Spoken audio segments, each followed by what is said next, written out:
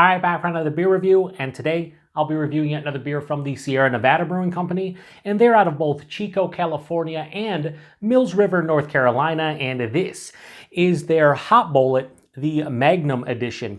So they're calling this one an Imperial IPA that comes in at 9.5% alcohol by volume, 48 IBUs, and at the time of review, and this can is just over 7 weeks old. So this is one of the newest releases from Sierra Nevada, and full disclosure, I've never had the regular hop bullet, let alone this one, and I don't know the difference between the Magnum Edition and the base because I'm pretty sure the base also has Magnum hops in it, so I don't know if there's like a different brewing technique or they're using different kinds of Magnum hops, but yeah, this is the Magnum Edition. Now, hops in this one, they're using Eureka, Helios, Idaho 7, and Magnum. So yeah, anyway, we're gonna give it a pour here and see what we got going on. So, you know, Sierra Nevada just makes good beer.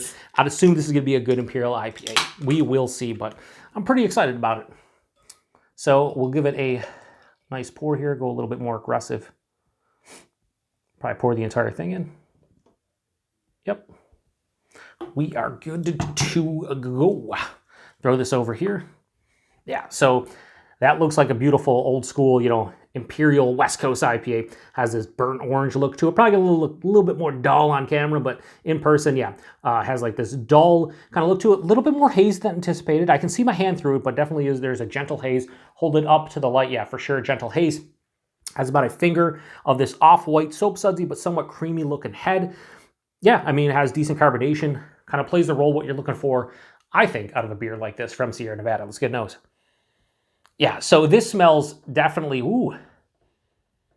Wow, I was gonna say this smells, you know, typical of like an old school West Coast IPA.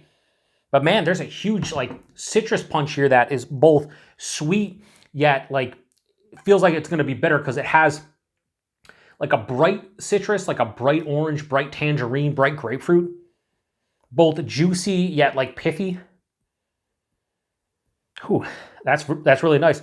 And there's a little bit of like a touch of like a peach. Yeah, like a peach or a mango, stone fruit for sure. More of like a, you know, I would say like an underripened peach. Underripened mango, so not like overly sweet or it smells like it's going to be sweet. And then there's a big punch of this like pine / spruce character that is unmistakable.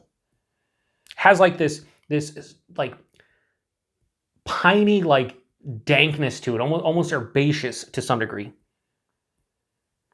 Yeah, there's a nice underlying malt too, like this bready kind of malt character too. Yeah, this honestly reminds me of an old school Imperial IPA, whether you want to call it West Coast or not, like just an old school like Imperial American IPA. Just, yeah, it smells like it's gonna be pretty fucking good. Let's get into it. Cheers, everyone.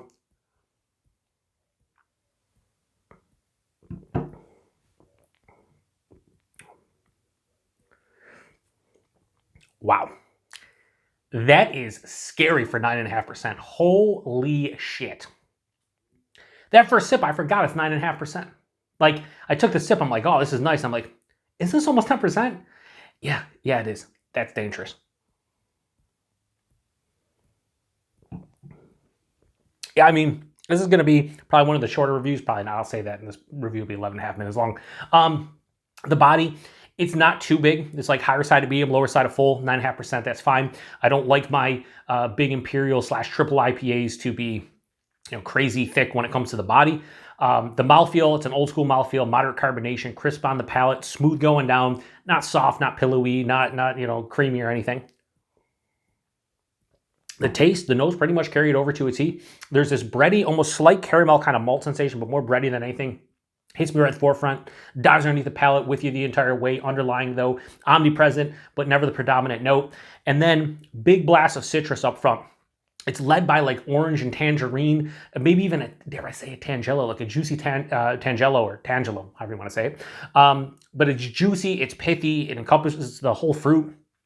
There's a little bit of like a lemon, a touch of, yeah, I'd say a touch of a lemon, but yeah, it's orange, it's tangerine, it's grapefruit for the most part. Midway through the palate, that underlying like underripened peach and mango, maybe even an apricot. Second half of the palate, where's that big blast of a piney, kind of resinous pine. It's dank, it's herbaceous, and this has a moderate bitterness. It's not too bitter, 48 IBUs. But there is a nice gripping bitterness on the back of the palate. Definitely balances it out to a degree in which I appreciate, because it leans more bitter, but it's more like 60% bitterness, like 60-40 bitterness to like sweetness, right? So it's not too much bitterness for me. By the time I finish this glass, I don't think like my mouth is going to be like, just like, you know, this is not going to break my palate, so to speak, right, per se. The dryness on this is semi-dry. It's pretty sweet up front, but again, balances out quite nicely, and again, leans more bitter by the end of the palate. 9.5%, fucking, again, it hides extremely well. There's a warming in my chest, nothing on the palate. I forgot for a second that I was drinking a 9.5% Imperial IPA. Like, it's insane. Got some good glass lacing. Just fucking another really good beer by Sierra Nevada. Now, the flavors, it bring anything new to the table? Not really.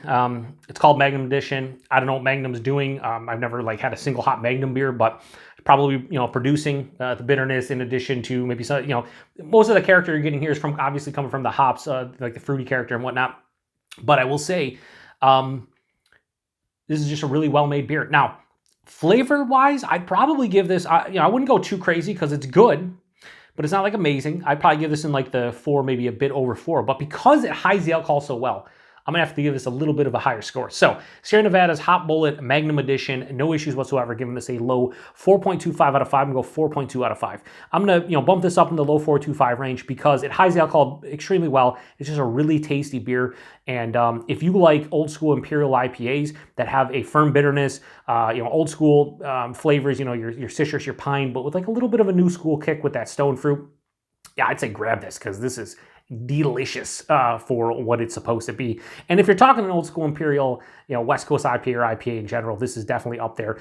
I'm not going to give 2 ratings. I'm just going to say 4.2, but like this is up there. This is really good. And it's fucking Sierra Nevada, so, you know, you can get it pretty much everywhere. $13.99 a 6-pack here in the Buffalo, New York area where I bought it. Could be, you know, a buck or two cheaper or more expensive depending upon where you live. But $14 for a 6-pack of a fucking 9.5% Imperial IPA. Yes, sir. Yes, sir. And the availability, like I said, it's Sierra Nevada. You pretty much can find their stuff most places. And I would assume you've already probably seen this one. This one, for reference, because I always say at the beginning, you know, like how old the beer is.